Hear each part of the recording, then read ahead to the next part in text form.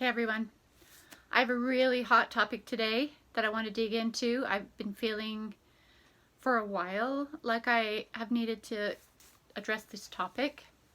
So my question today, it's kind of a thesis, is does having been sexually abused play a role or have an impact on the way that we feel or are affected as empaths? So for me, I have been very physically affected over the years to the point that my health has been really affected, and I have struggled for, it'll be almost 7 years, to heal, for me personally, to heal my gut. I am getting tested for celiac and potentially inflammatory bowel disease in the next few weeks, but I have struggled for over 7 years to heal myself, and I personally feel like being an empath and taking on the pain of other people, physically, emotional, mental pain that I've taken on from other people, I have taken it into my body, and I have done damage in my body.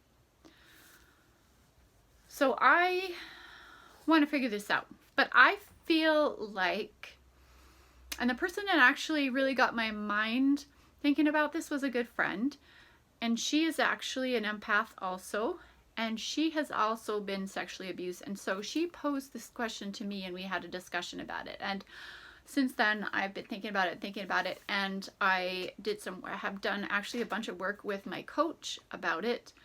And I feel like in my case, this is true, that because of the sexual abuse that I experienced in my, I guess, elementary school years, that basically I think what has happened for me personally is that, when that abuse ended and my parents became aware of it and did therapy and all that stuff, I think I spent a lot of emotional energy, like kind of putting up a protective wall to make sure that that never happened again. And so I spent so much mental or subconscious energy and put up this protective barrier to make sure that that couldn't happen again, and focus so much subconscious energy on that it's almost like I left a gaping hole. Because I put so much energy into that, I left a gaping hole in another area, and which I wasn't even aware of. And so as an empath, I've let people over the years, their physical, mental, emotional stuff, I've taken that on. Not like sexual abuse, because I've protected myself from that for so many years, but I've let them in, people in the back door, kind of. And then what has happened is that it has physically injured me. And I don't really believe that it's supposed to be that way. Like, honestly, if this truly is a gift from God, and I really do believe that being an empath is a spiritual gift. It talks about spiritual gifts in the scriptures. There's 3 places that it's referenced. In 1 Corinthians 12, it refers to spiritual gifts. And then there's also 2 other places in the Book of Mormon. It's in Moroni 10. It's like the very last chapter of the Book of Mormon. It talks about spiritual gifts. And then there's also another book of scripture called the Doctrine and Covenants, which is revelations given to the prophet Joseph Smith for the Church of Jesus Christ of Latter-day Saints. And it's Doctrine and Covenants section 46. And in that section, it also talks about spiritual gifts. So I just wanted to read something that I think is really interesting, because it talks about seeking the best gifts. So this is Doctrine and Covenants section 46, verse 8. It says, and this is partially, not the beginning of verse 8, but partially through verse 8. Seek ye earnestly the best gifts, always remembering for what they are given. Okay, so this is what these spiritual gifts are given for, and I believe being an empath is a spiritual gift. For verily I say unto you, they are given for the benefit of those who love me and keep all my commandments, and him that seeketh so to do, or him that tries to love people and love others. And him that seeketh, oh sorry, I read that. And him that seeketh so to do, that all may be benefited, that seek or that ask of me. So that all may be benefit. So for a long time, I've been thinking, if this is a spiritual gift, why does it feel like a curse? And why is it that I've been physically injured? I don't really think that it's meant to be this way. If it's a spiritual gift, then I believe and I desire that it blesses the person that I help, that I serve, and I believe it should bless me too, right? Rather than injure me. So I'm going about it the wrong way, but like putting up this protective wall to protect myself from the sexual abuse, I've left this gap open and then allowed myself to take this stuff on, and allowed myself to be injured. And I don't think it's not supposed to be that way.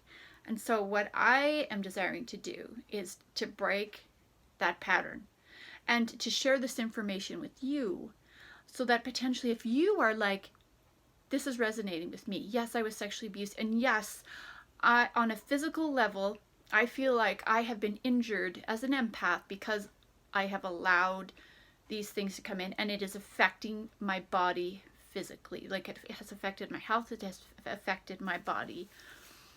So I feel like if this is true, and it's true for me, and it's true for you, then it's probably true for a lot of people who have been sexually abused. And if we can become aware of that and learn to take way less energy on,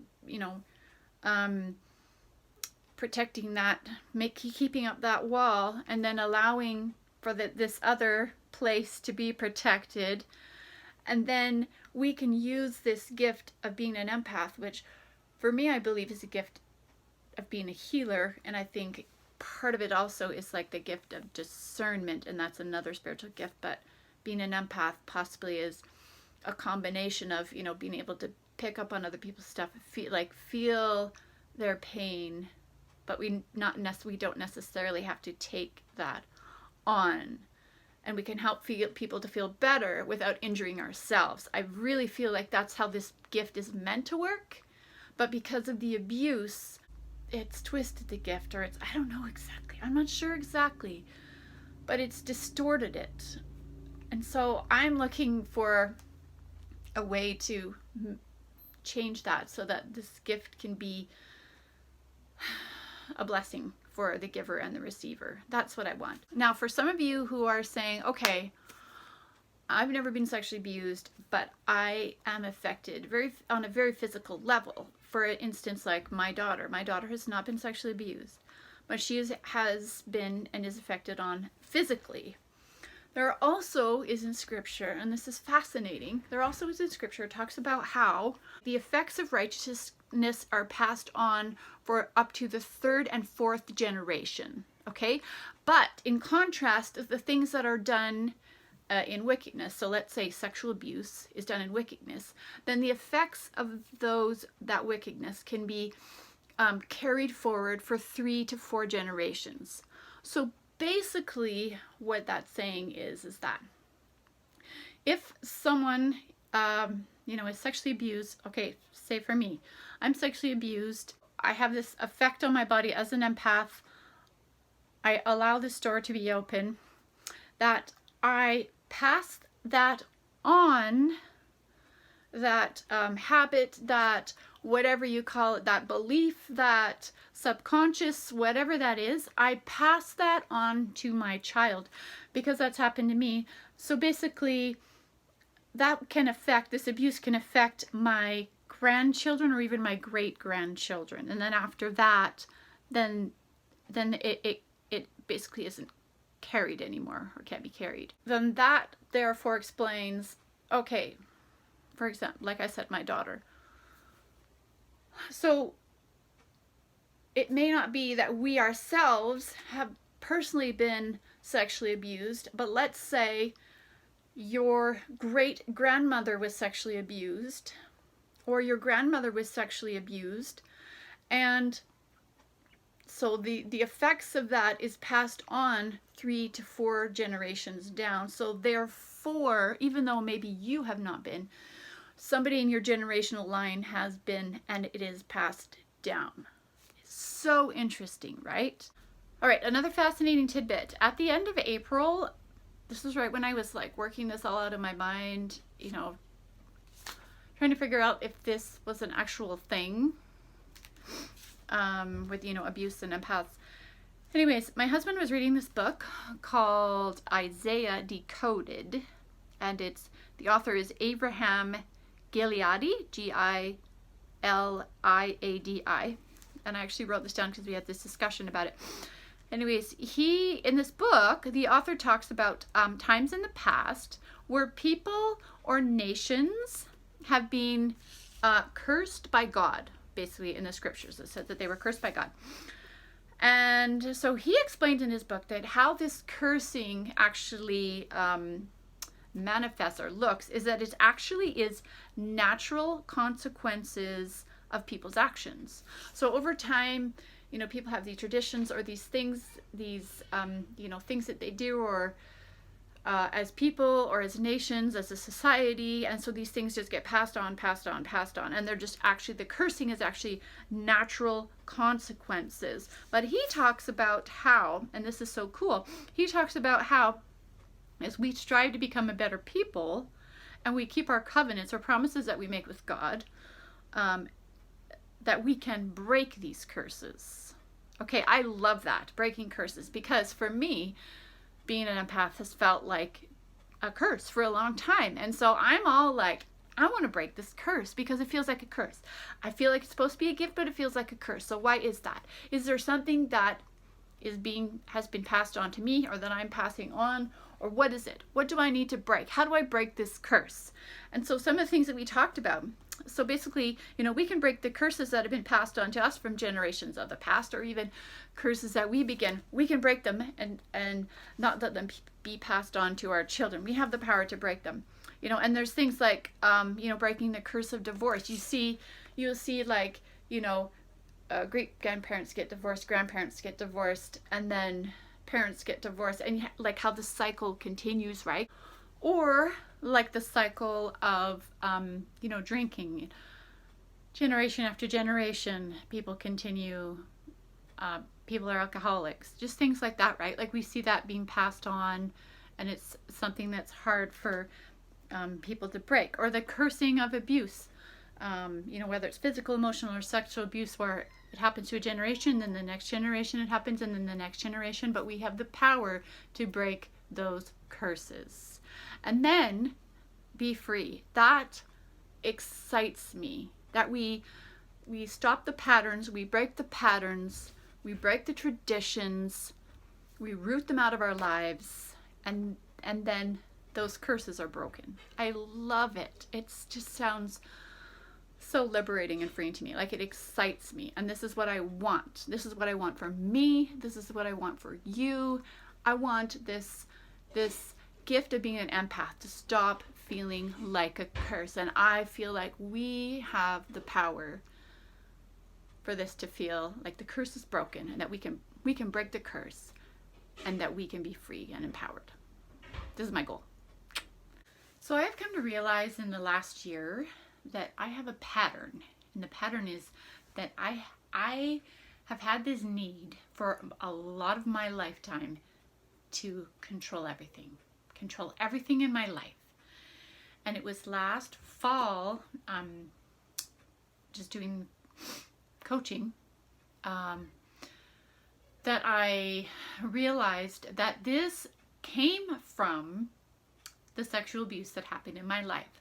So basically, you know, because this happened to me, you know, on a subconscious level, I decided that, you know, my parents let me down, God let me down, and so I decided that I couldn't trust people, and that I couldn't trust my parents, I couldn't trust God, and so I needed to control my own life.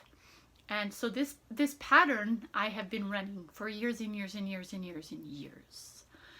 And what has come from the coaching and stuff that I've done, I did like a breakthrough, it's called, about this and basically realized this pattern that I've been running, and that I need to break that pattern, and it's time for me to shift to letting go and trusting God and moving forward and allowing my life to flow and not having this need to control everything in my life and be in control of everything in my life, but letting go, trusting God again, allowing myself to trust Him. And even, I don't know, maybe, God allowed for this thing to happen so that I can have this realization when I'm 46 years old of what's been holding me back, and about the sexual abuse and being an empath and everything, so that I can share this with you, and so that you can then, have a realization in your life that this resonates with me. This makes sense. I think this is going on in my life. And then, I can be free and you can be free, and we can break these patterns and we can move forward in our lives, and we can let go and allow ourselves to trust God and move on in our lives and be empowered. This is exciting. So last thing, I'm really hoping for feedback from people. How I'm thinking that I want to do it is I'm going to set up a Facebook group. I am going to call it Empaths Are Us. Okay? So if you would like to join the group, I would love for you to join the group, actually. I'm inviting you to enjoy the group. Please join it. And I would love to hear what you think about this theory. If you feel brave enough, I would love to hear if this is true for you, that you personally were sexually abused and you physically, as an empath, have physical ailments, like your health is struggling, you really get affected physically. I want to know this. Or maybe like my daughter, she has not been sexually abused, but I have her mother. So therefore, that has been passed on, that curse, and so she physically is affected by being an empath. So I am really encouraging, I am hoping that I will be able to hear from you. You can private message me if you want, text me, Facebook private message me. Please consider joining the Facebook group.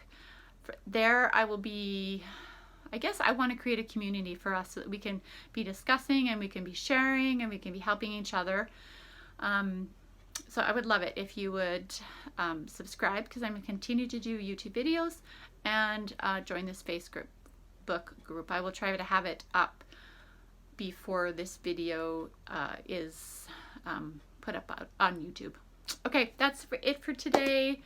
I hope you found this interesting. I hope this resonated with you. I really want to find out if this is true. I want to know.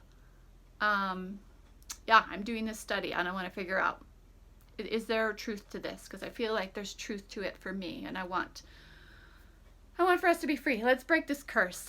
Okay, talk to you guys later. Thanks so much. This question that I'm posing today about abuse actually stemmed from a question that I had for a long time, which was just an observation that I noticed, and I thought it was like a woman versus men observation of empaths. That's what it seemed like what was going on. So the observation that I noticed was that a lot of women that I knew who are empaths seemed to be way more physically affected as empaths than men. So I was like, is this a female male thing? And if it is, why is that so? But with posing this question and opening my mind to the thought of maybe it's not a female versus male thing as empaths, but it is more those who have been abused and those who have not been abused. Because if you think about it, the vast majority of people that are sexually abused are women. Way more women are sexually abused than men. So it may not be a woman versus man thing. It may be that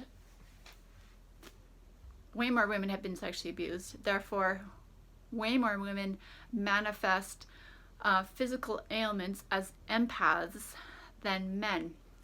Another thing that's interesting, that a discussion that I had with another empath, was that I told her about this kind of correlation that I'd kind of noticed and thought it was a male versus female thing.